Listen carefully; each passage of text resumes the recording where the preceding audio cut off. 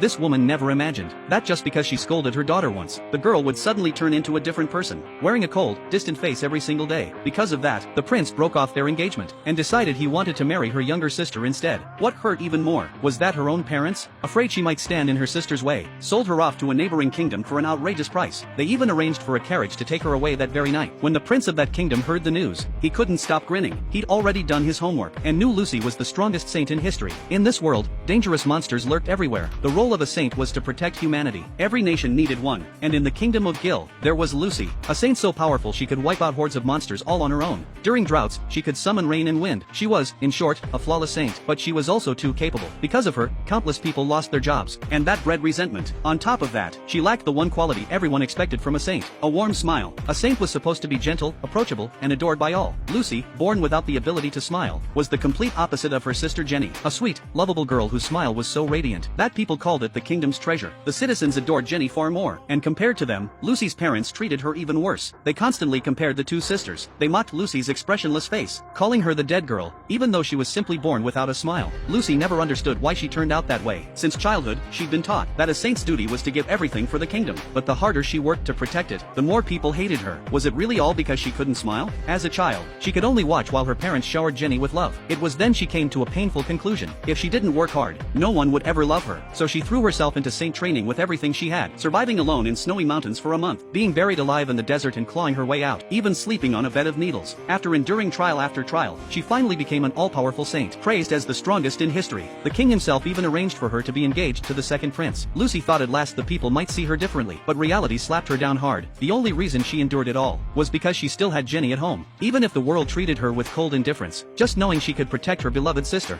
was enough to keep her going. But what she never expected was that the very prince she was engaged to was already plotting to sell her off.